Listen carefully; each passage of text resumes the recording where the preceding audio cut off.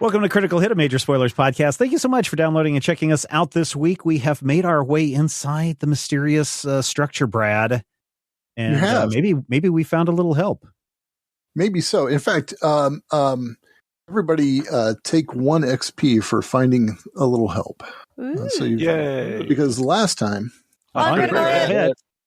you all wandered into what appears to be a kind of infirmary or medical bay. And you got poor Galen to get prone on a slab there, and as he had gotten prone, a large automaton was approaching him with its many appendages and reached out to touch him.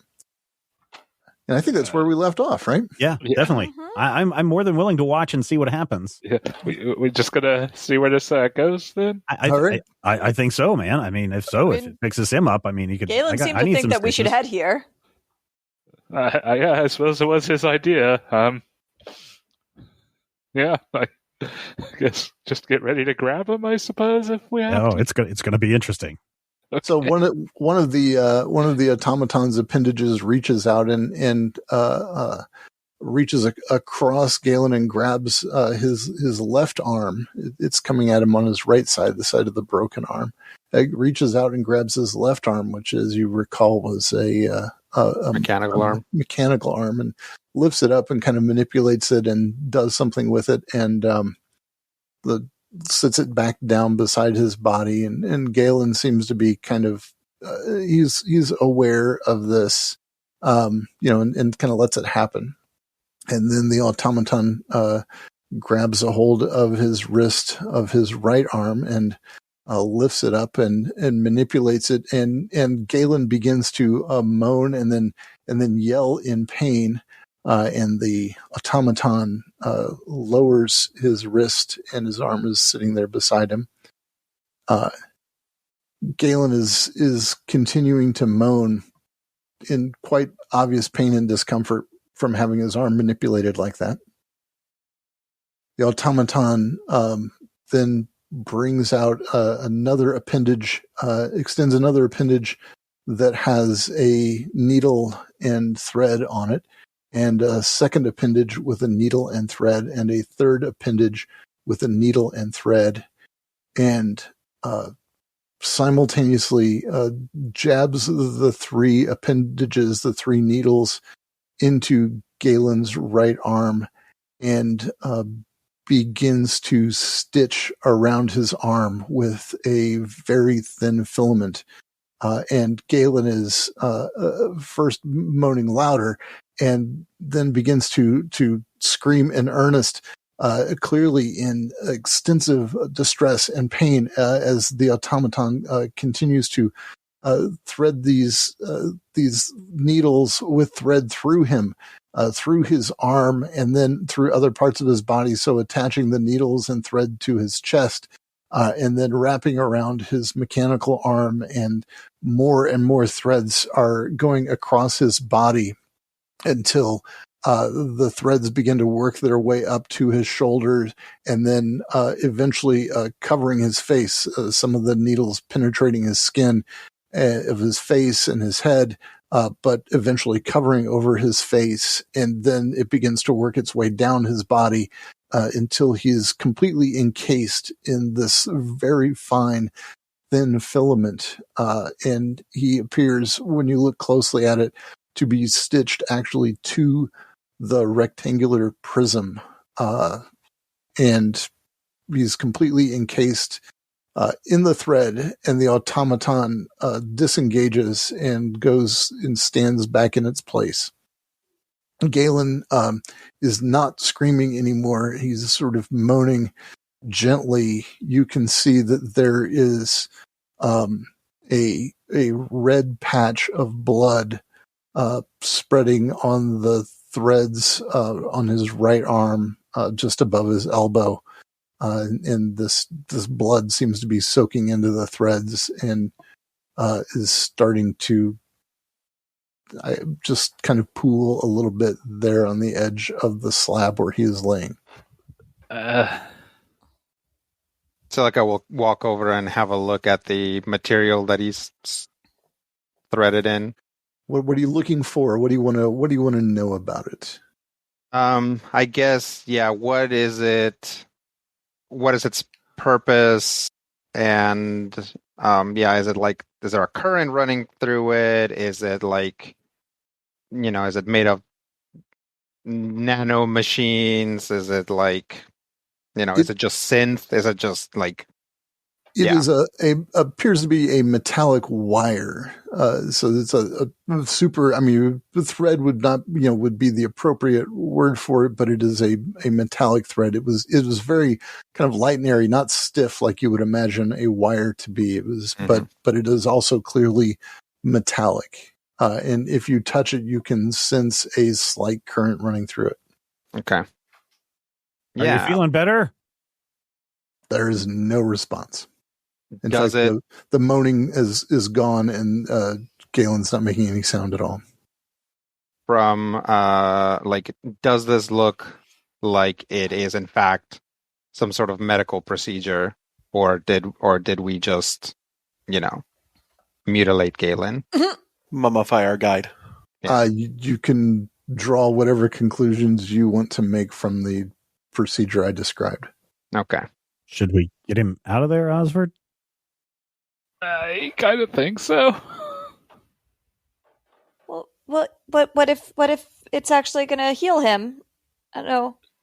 Can you ask the Guardian now that he's active what he's doing? I can try. I'll go over and talk to the automaton.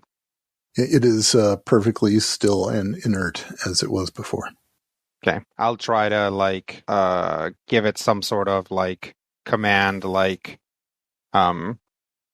present appendages for cleaning or replacement or something like that, and see if it responds. It does not make any response at all. Okay. I'll just stop and walk back over. Okay. It is non-responsive. Well,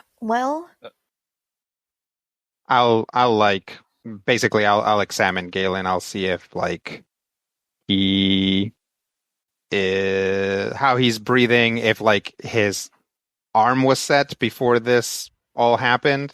Is this actually keeping his arm in place? All right. Are you gonna poke at his arm, where his arm is? Yeah. Okay. The thread wire stuff seems to have formed a very rigid surface around him. Like Poking it, you're not getting, it's just fully resisting you. It is not. It's almost solid. It is solid, yeah. Okay. And it's in the it's also been sewn into the slab. Yes. So you can see that it's this outer layer. The most farthest outside layer is connected to the slab itself. Yeah. All the way around him. And the blood flow may have stopped. So it may be there's some blood pooling there along the edge, just above where his elbow, where you would imagine his elbow was, right? And the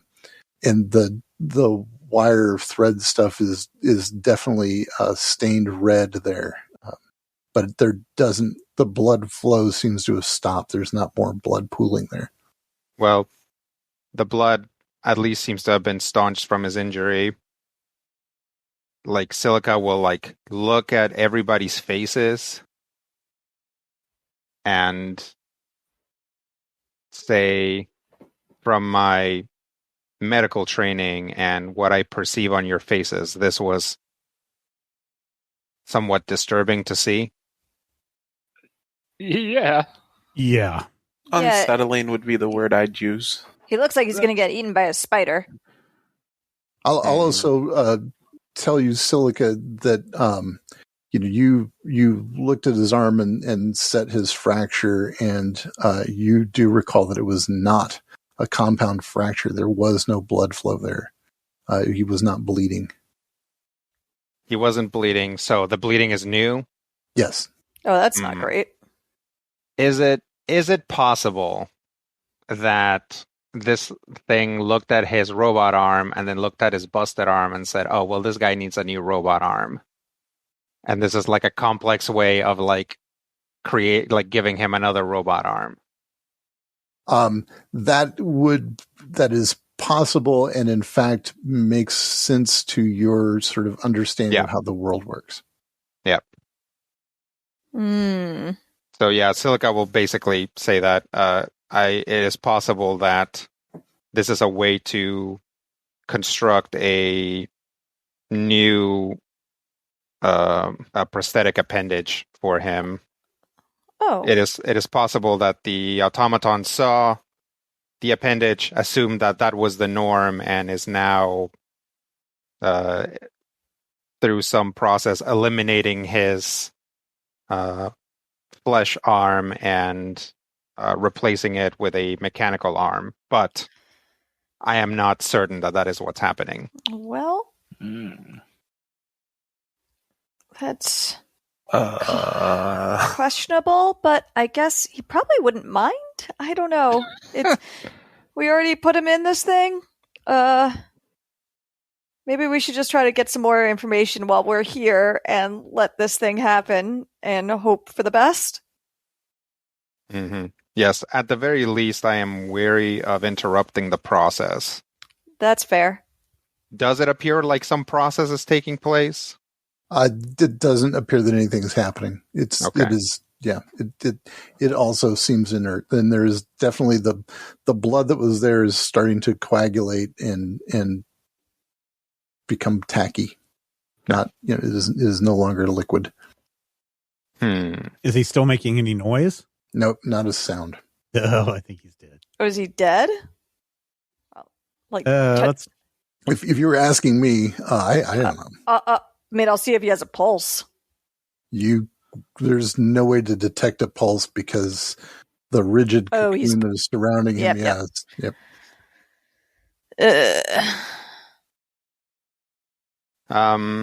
I'll check if he's breathing.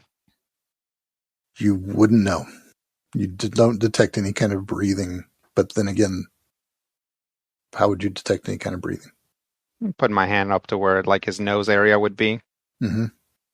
It seems to be fully encased in a very thick layer of thread wire stuff. Right. But it's not so complete that we can't see blood through it. Right. But it is very complete. Okay. It is super duper complete and stiff and rigid. I think we should open it up. If he can't breathe, that's not good. Well, I do not have flesh and organs like you, so I will. Maybe they're turning him into maybe that's how you guys came about, is that you were people originally, and then you got turned into this, and that's what they're going to do with Galen. That seems unlikely. Osford, why don't you cut open the mouth area, the face area, so we can see him and see if he's breathing and stuff. Hey, I'm not sure I like this. I'll kind of try to cut around the head and pull it back, like where the threads are attached to the surface, or where? Yeah. How are you doing? Yeah, okay. Around the head where it's attached to the surface, so I'm not hopefully cutting into Galen. All right, so you what are you using to cut? A knife? Like a ceramic blade or a metal blade, or what have you got? Yeah, let's see. I've got to have something in one of these kits. I mean, I'm just asking you to describe a knife. We'll assume you've got a knife. What kind of knife is it? Yeah, sure. A metal knife. Okay. All right. Or maybe a chisel. What do you want? A metal knife or a chisel? A chisel. A chisel? A chisel is kind of bouncing off. Yeah, you're pretty sure a knife would be more effective here. Okay, then I'll use a metal knife. All right.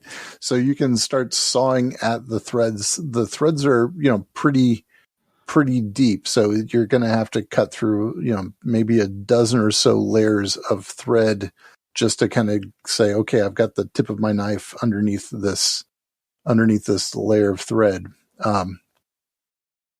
To get, or I mean, just guessing, to get around his head, just to get enough peeled off so you could peel it down to his neck, say. You're thinking this might take maybe 25 30 minutes, something like that, just of continuous sawing away with this knife you have. Well, if that's true, he's going to be dead by then if he's actually suffocating.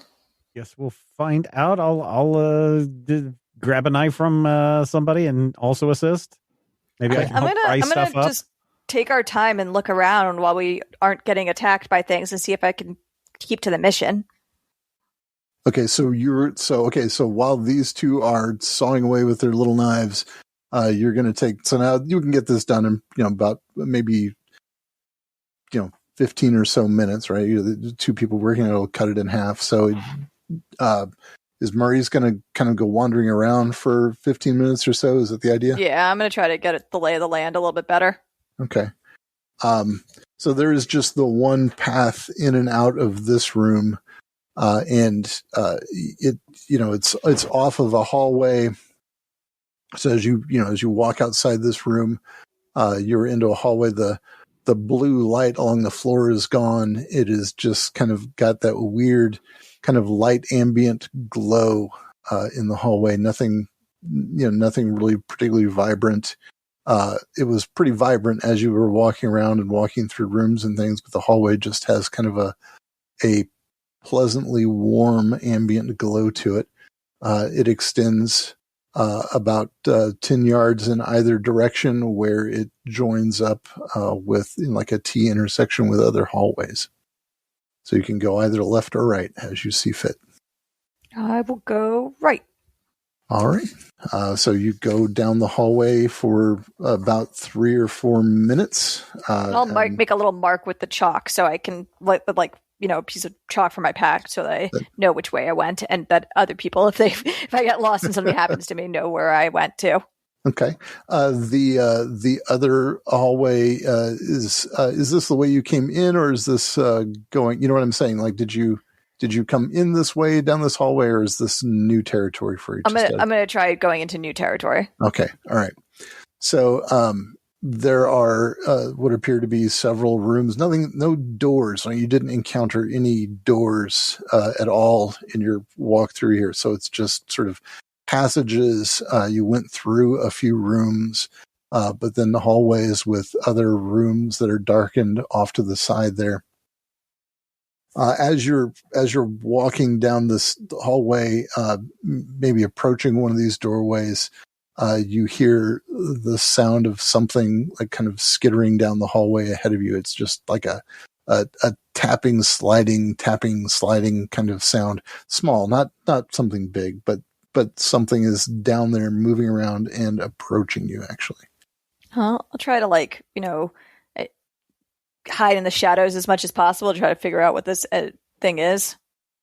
So there are no shadows. I mean, there's this weird ambient light and a long straight hallway, and something does about maybe as tall as your knee, and maybe as wide and long as your foot, does come out of one of the doorways down at the other, like sort of further down the hall. It is coming towards you. It's from this distance, it appears to maybe be something mechanical, with a bunch of legs. Well, I will pull out my bow ready to fight it if necessary, but hope that it is I'll pull up, I'll actually first pull out my sigil and hold it up and see if that helps. The thing seems to be approaching you still. Okay, then I'll pull out. It's not coming very fast at all. This would be kind of a slow walk. So you've probably got maybe 90, 120 seconds before it's going to come up on you. It's coming along pretty slowly. I will back out of its route and just kind of see if it's trying to follow me or if it's just going about its business. Okay, you're going back into the hallway you came from? Yeah. Okay, all right. So you step back into that hallway, and about a minute and a half later, the thing is moving down the hallway, and it goes right on past. It looks kind of like I don't know, if you imagined maybe a boot turned upside down, and then out of that boot, like it is and the boot appears to be made of like kind of a silvery and green synth. And then out of the bottom of the boot are a bunch of legs and a couple of large pinchery claw things. And the thing just kind of moves on down the hallway past you. I will try, like, if it's just going about its business, I'll try following it. Okay. All right. Yeah, it's walking way too slowly, right? It's that annoying, like you've got to, you take a couple steps and you've kind of got to pause to not catch up to it.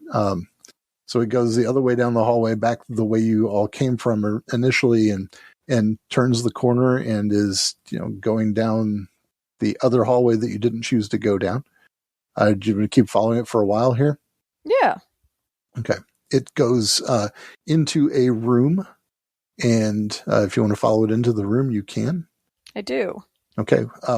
When it went into the room, there was no particular reaction, but when you step into the room lights come up, and you're in a space that appears to have a lot of plant life in it, like a lot of plant life, so that it's coming up out of the floor.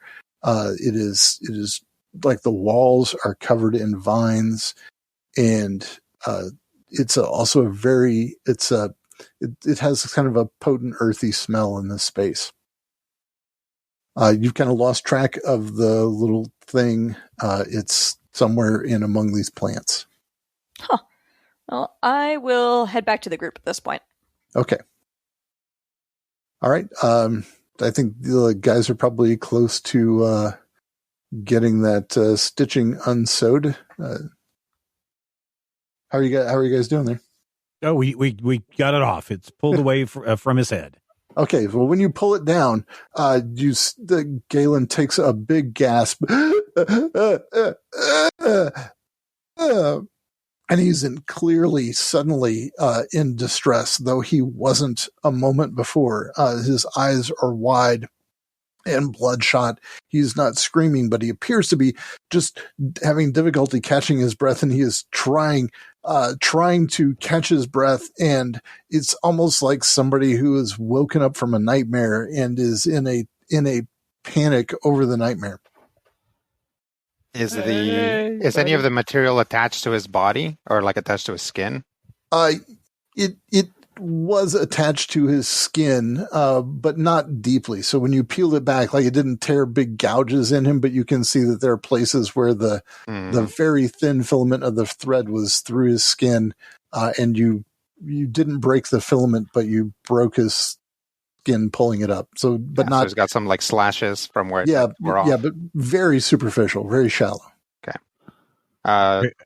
Has the automaton moved while they were doing that? No, it is not. It is completely inert. Okay. Silica will walk over and help to peel off the rest of it off of him. Okay. Is anybody saying anything to him? Because he's clearly... You're doing okay, Galen? Galen, are you okay? It hurts. It hurts so bad. Do you want to be taken out or put back in? Put back in what? It hurts so bad. My sewing thing. My arm is on fire. It is. Maybe it's working. It is so painful. You need to help me. You need to help me. Yeah, Silica looks at him. Why aren't you helping me? Do you have emotional attachment to that arm? Silica, help me. Silica. Yeah, I'll get you out. Help me. Right, I guess we'll continue to try to get him out of there. Yeah. What are you doing? What are you doing? You out of there. We're going to peel this off of you. It's burning. It's burning. My arm is burning.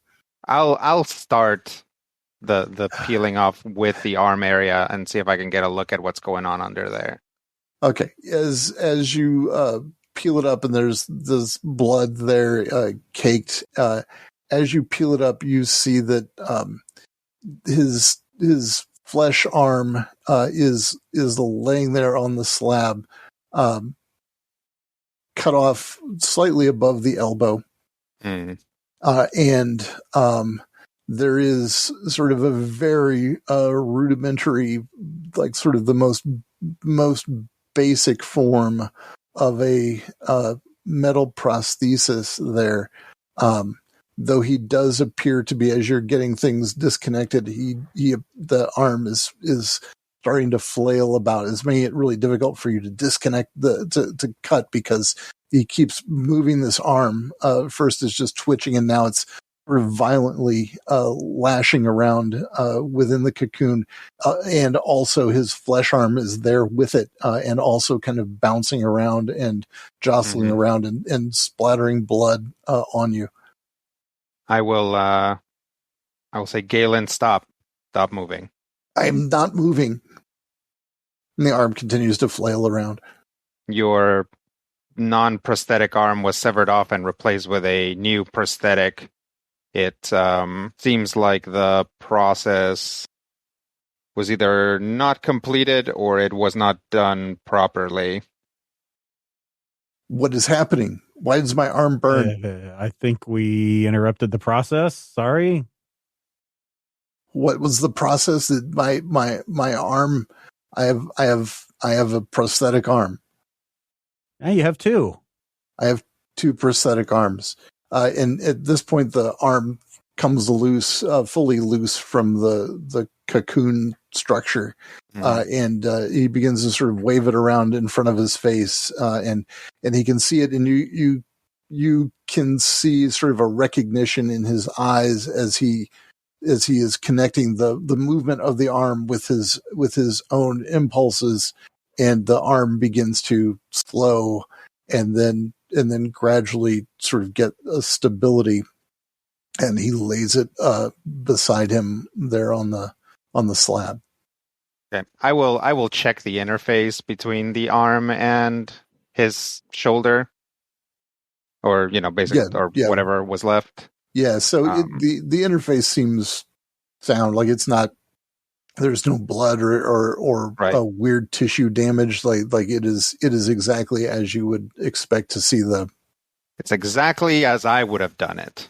Yeah, there's a fully, like a metal casing that is enclosing the area of his flesh there. So it's not. So one thing that I didn't ask or didn't catch is this medical stitching automaton also also similar to Silica's model, or is it like very different? No, it's very different.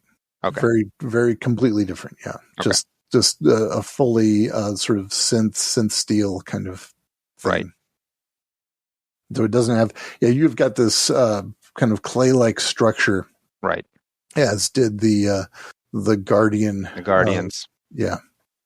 So this is not made of the stitching thing was not made of that at all. I see. Okay.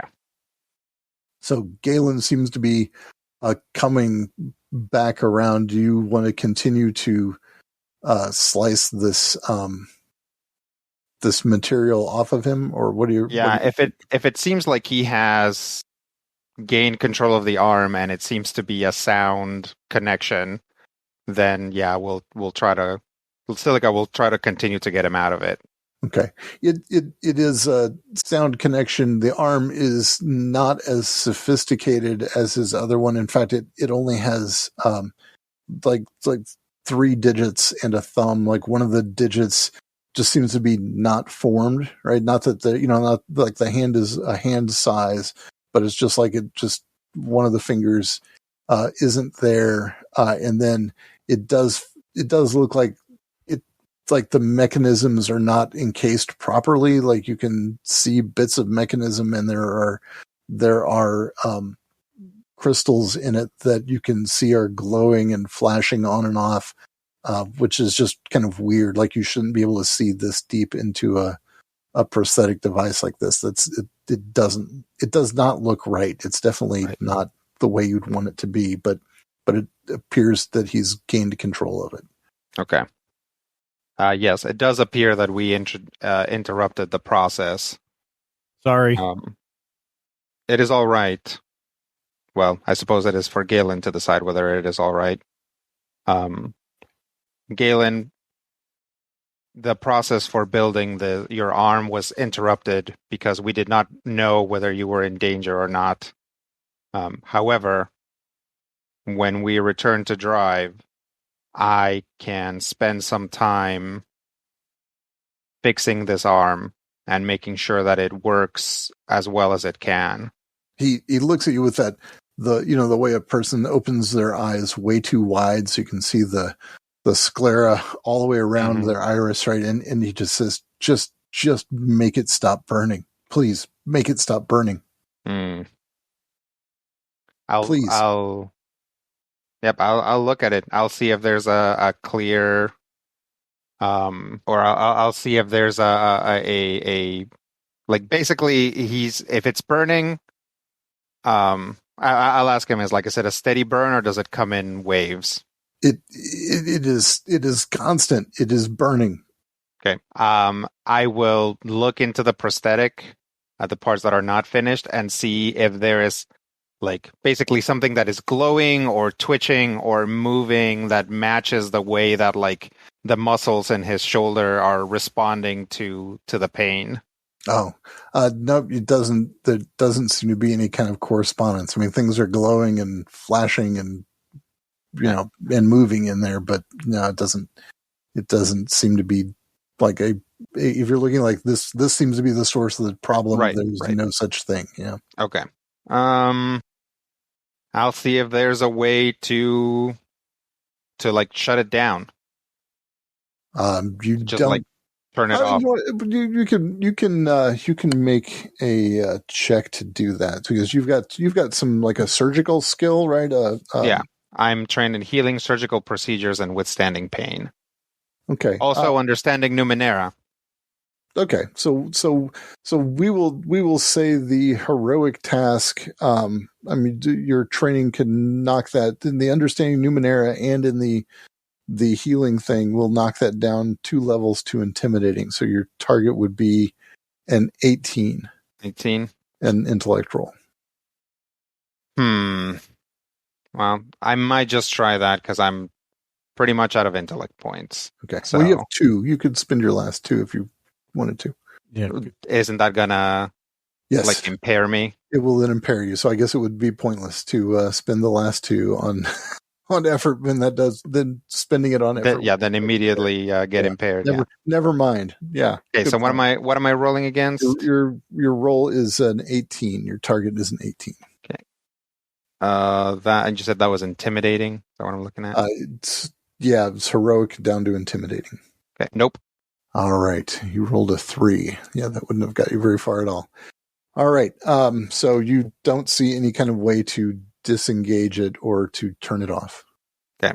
I will try to basically spend your life. Then Vulcan nerve pinch him. Okay. I'll try to knock him out in some sort of way that's not going to cause any permanent harm.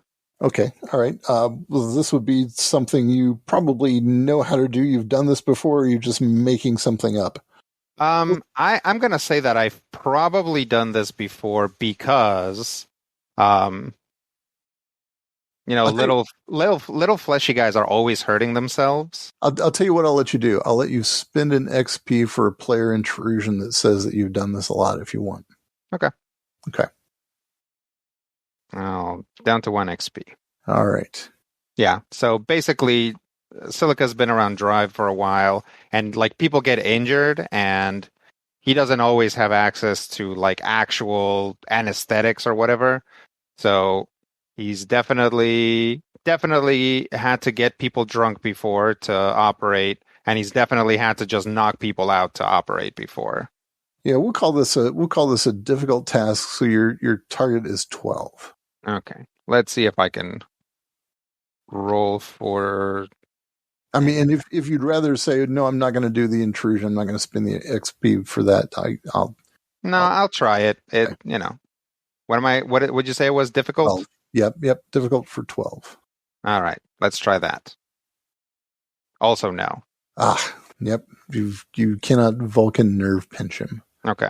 He just seems to be suffering this intense pain. I will look at the others and say, well, I am out of resources. I suppose we could try to reinitiate everything, since now we know that. Yeah, that's what I was going to say, but seems I'm like our kind only of creeped out. I'm sorry, what? Yeah, let's do that. Okay. So we got to get him out and then maybe lay him back down in a different slab and see if we can reset. Okay, as you're pulling him out of the rest of the cocoon, the threads are tearing out of his skin, on his legs and or on his one leg, his left metal leg. It's not really causing a problem, but down his torso and his leg is just getting those very small superficial cuts all over, and as are his clothes being torn. So get him out of that, and he's kind of wandering around, clearly in pain. Yep. All right. Let's lay him down in this one. Okay, so you get him to lay down there. Mm-hmm. The automaton comes back to life. It slides over to him. Now it's on his left side. It lifts and manipulates his right arm. It lifts and manipulates his left arm. Goes back and lifts and manipulates his right arm again. Wiggles it around. None of this seems to cause Galen any particular pain besides what he's already suffering from, right? It's just, and the machine lays his arms at his side and begins the stitching process again. Right. Galen seems to sort of panic at this. What is it doing? What is it doing? Like Silica will just basically put his hand on Galen's chest. This hurts. This hurts. Yes, I understand that. You have to withstand this pain, otherwise the burning will not stop. The stitcher got your finger, by the way. So one of your fingers, your middle finger of your hand is stitched into alongside Galen there. Okay. Silica has kind of this metal backpack type thing. Mm-hmm. And basically it will open and a metal arm with a scalpel type thing comes out and just slices Silica's finger off, and Silica pulls his hand free. Okay. And then holds up his hand, and a different one comes out and starts stitching a new finger, basically 3D printing him a new finger. Very good. Galen's still having a bit of a panic, but he is laying still, and the machine is now sort of getting up close to his face. He seems to be growing calmer and is not panicked, although is still conscious as the machine begins to stitch across his face and up to the top of his head. And then it goes back down toward his feet and has reestablished the cocoon around him. Hey guys, I found a garden. Yeah, we found something horrifying. We hurt Galen. Well, they hurt Galen. Well, that's upsetting. He'll be fine. Why'd you do that? Hopefully. Well, it turns out the machine was in fact attempting to grow him a new prosthetic arm. It removed his arm in the process, which yes, I believe was unnecessary, but now we essentially interrupted the process, which means he was in a lot of pain. His nerves were probably not properly connected, or whatever hub this thing uses for motor reception was probably firing without needing to, causing him pain. Well, that's really weird. Want to go see the garden? Yes. I suppose. Sure. This day isn't already weird enough. There's a little robot that tends to it, but it didn't seem hostile. Are you all leaving the room, or what's? I got a question. How long was it until we pulled him out from the beginning of the process to pulling him out? Let's see. So it took about 15 minutes to cut it, and maybe about 20 minutes. Okay. So Silica will estimate, given how far along the hand was, to see about how long it's going to take for the process to be complete. Okay. Do you want to roll that for an estimate, or you just want to make an estimate? I can roll it because I, Rodrigo, the person playing Silica, am terrible at estimating time. So, all right, we will call that an intimidating roll. So an 18 or better to do this. But you have the training, which would knock that down to a 15 or better. Okay. 4, it looks like. So Silica has no idea how long this is going to take. Yeah, it's going to take a few minutes longer at least, right? Yeah. And we'll say, I have no idea how long this is going to take. Okay, I guess we'll just come back and check. Yeah, it's my opinion too. Very well. So yeah, let's follow Mariz to the garden. Okay, so this room is pretty big. This is another circular room. So down the hallway, make a turn. You all heard how you get there. So it's a large circular room, brightly lit, a very earthy smell to it. You can smell the soil here, and all kinds of plants. There are sort of pathways or rows between the plants, so you can walk among them. But they are also growing out of sort of large earthen mounds that have either been placed or erupted out of the floor. It's not really clear. Also, the walls are some vines are coming from the walls and hanging down to the floor. Some of the plants are flowering. Some have fruit. Do we recognize any of these fruits or anything? Yeah, you recognize some shoot berries. You recognize something. It's not the right color, but it looks like a Philly fruit. It's just not the right color of purple. Maybe several other fruits you could recognize, and some of the flowers seem familiar. Also, though, some of this stuff is stuff you've never really seen before that looks very exotic. A red flower that is, 5 petals around a green center structure, that kind of thing. Pretty, huh? Yeah. While you're milling about, Osford notices the weird upside down boot thing. It kind of scuttles across from one mound of earth across the pathway where he is standing and over to another mound of earth and disappears among the leaves there. Is that the tinder you were talking about? Yep. It doesn't seem aggressive. It's good. Well, I don't know. You think any of this stuff is edible? I'm going to keep my hands off everything. Yeah, it seems like the right call. That might not be aggressive, but I don't want to tempt it.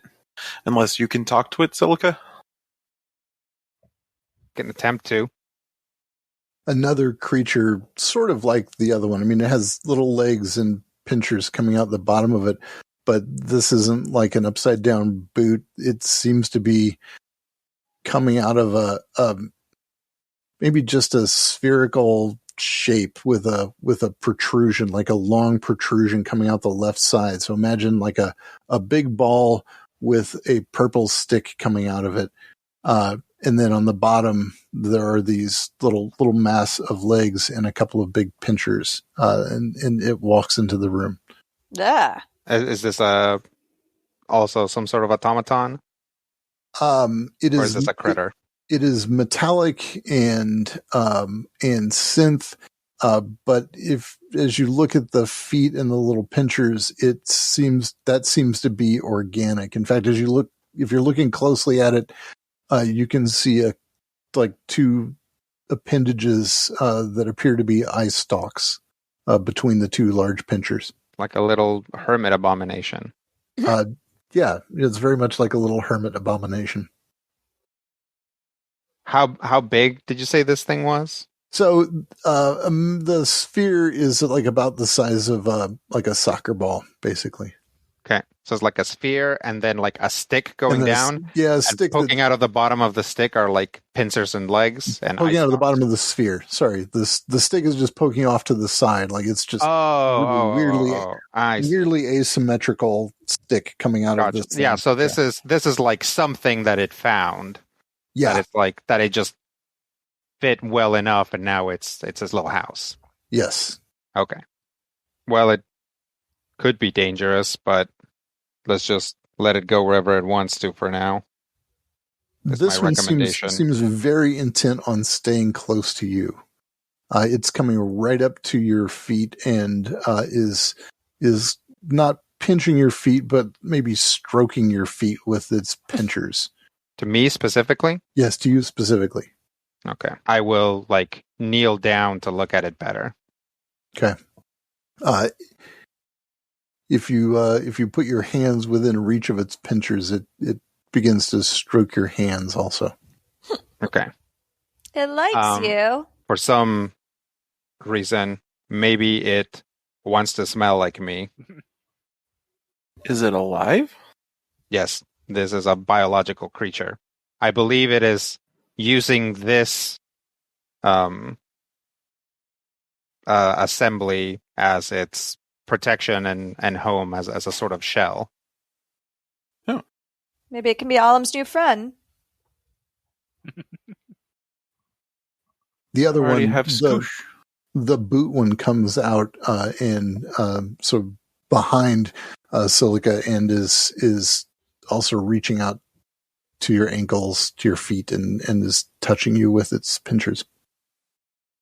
The boot one organic? So yeah, it seems to be the same critter. Same critter. Just inside a different object, a different kind of object. Yeah. Maybe it wants to become part of you.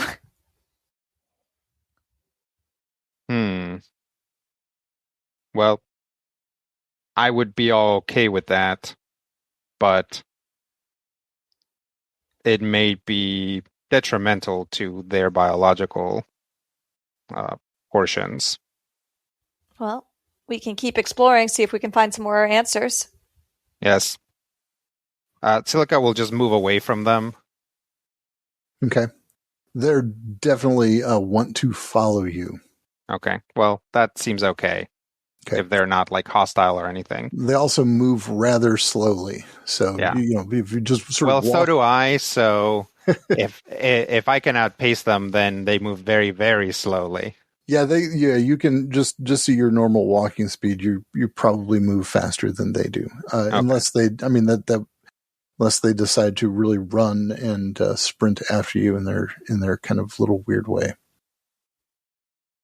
Yeah. So as we walk over, Silica will say, "I should be able to print a nutrient tank, but again, I do not think that would be helpful for them. They would essentially be trapped in there, and I do not think that's what they want." Who knows? Yes, all of this is very strange. As Galen was fond of saying, the Numenera are mysterious. Numenera is mysterious? Yes, both. Yes. We're spiders in someone else's web. Yes. Speaking of that, did anybody make a map of how you got here or anything like that? Was anybody paying very close attention to the blue line as it led you here? I was marking with chalk. Okay. But mostly that was because I didn't want to, be totally lost in here. And then people will be like, where did Mariz go? Oh, now she's under some other cocoon. Horrible. All right. We'll say that were your chalk marks on the floor or the walls? On the walls. Okay. All right. So you can see your chalk marks very clearly, and you can see which direction you were traveling as you came in here along the blue line. So what would you all like to do? Just go back in the direction that I didn't go before? If we go back out of the garden, does that get us back closer to the infirmary? Yeah, so there's just the one entry to this space, and that leads you out into a hallway that is just one turn away from the hallway where the infirmary is. Okay. You're not very far away from it. Should we check on Galen before we keep moving? Yeah.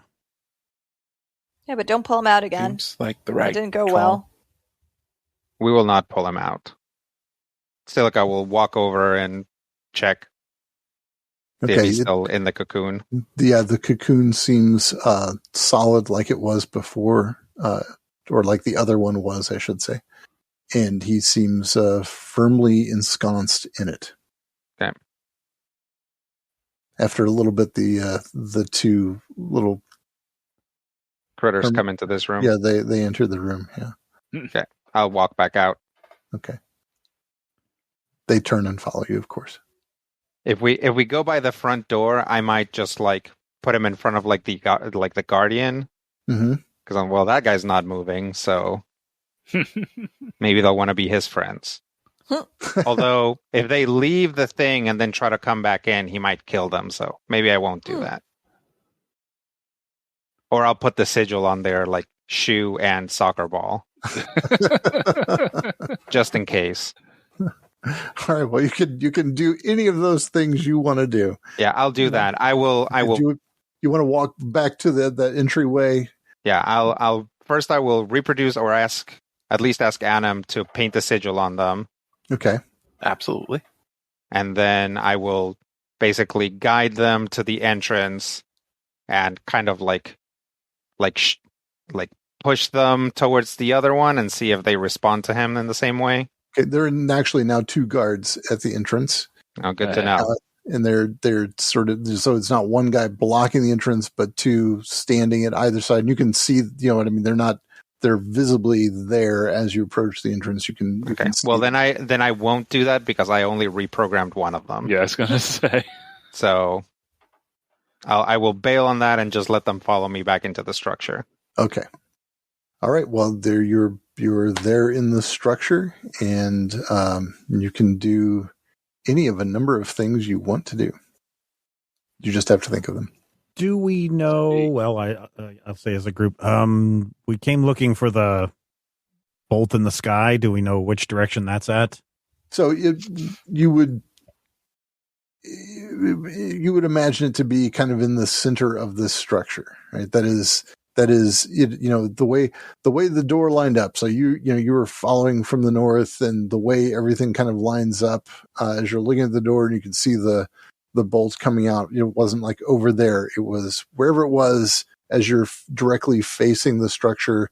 It is right in front of you. You know what I'm saying? So, So anywhere along that curved wall, it's right in front of you, and therefore it must be around in the center, somewhat at least. We should head that direction. Very well. Yeah. Okay, so there are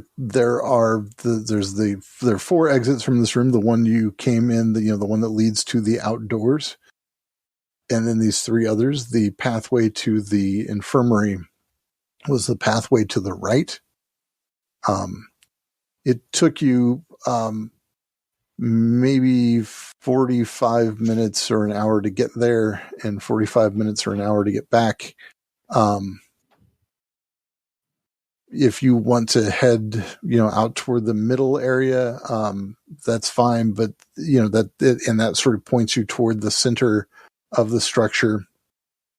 But you don't get very far at all before there is a T intersection, and you have to head either left or right.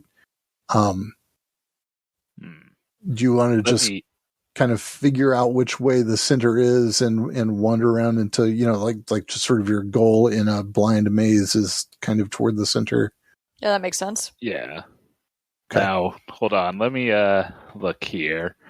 Also, we'll kind of look down both paths, put his ear to the ground, tap on the ground a couple times in different parts.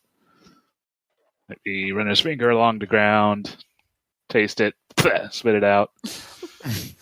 So I have this ability, find a way. When you apply effort to a navigation task because you don't know the way, are lost, are attempting to blaze a new route, need to choose between two or more otherwise similar paths to take, or something very similar, I can apply a free level of effort. Okay. Yep. All right. So cool. At this intersection, at this T intersection, you are confident that either way, okay. you know what I'm saying? Like They're equidistant. Yeah, there's not there's not some magical, one of them is some degrees more toward the center than the other. This appears to be perpendicular to the direction you need to be going, right? I see. So, we could, I'll tell you what, let's do this. There's this T intersection, arbitrarily picking one or the other, you eventually come to another intersection. One of those ways is clearly more toward the center, right? Mm-hmm. And we can, I don't need to make you make rolls over and over again, maybe secretly, and figure out where you're going or where you're not going. Let's say after about 15 minutes, you do come to a path where you're not really sure, and maybe this direction makes more sense, or maybe this other direction makes more sense. And this might be an occasion where you would want to use this special skill. And we could try this we could call this a difficult decision to make, right? That would be a level 4, target is 12. Okay. Your skill allows you to apply effort with no expenditure. Cost. Yeah. So you could get it down to a 9 to see if you're going to go the right way or not, I guess. Okay. Well, yeah, I mean, I think what it is basically if I do one level of effort, I basically get one for free.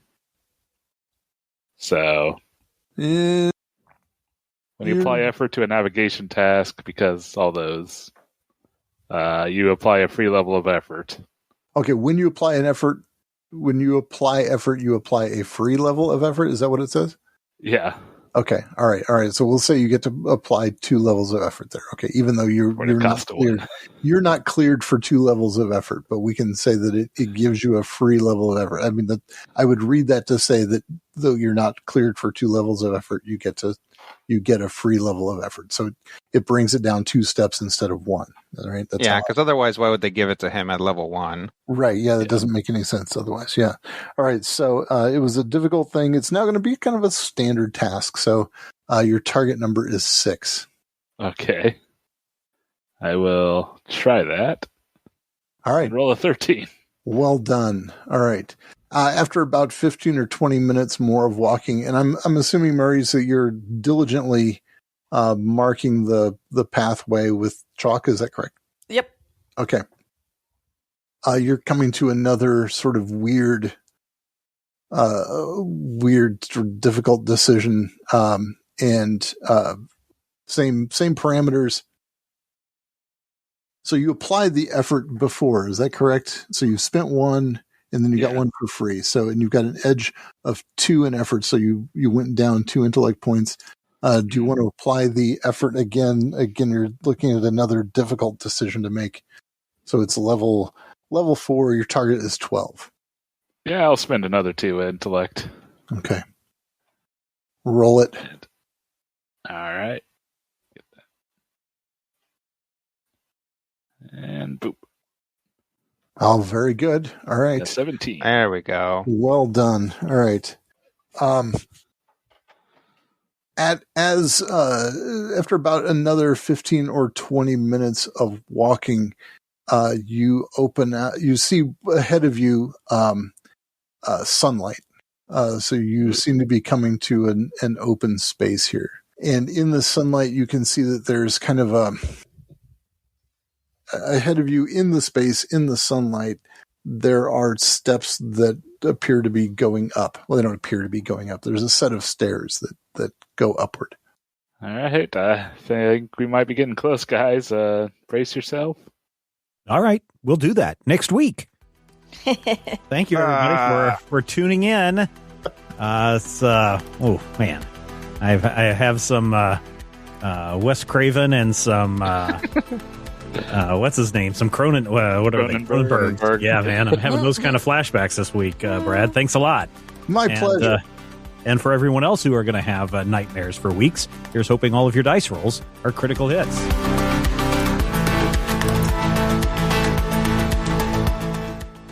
This podcast is copyright 2022 by Major Spoilers Entertainment, LLC.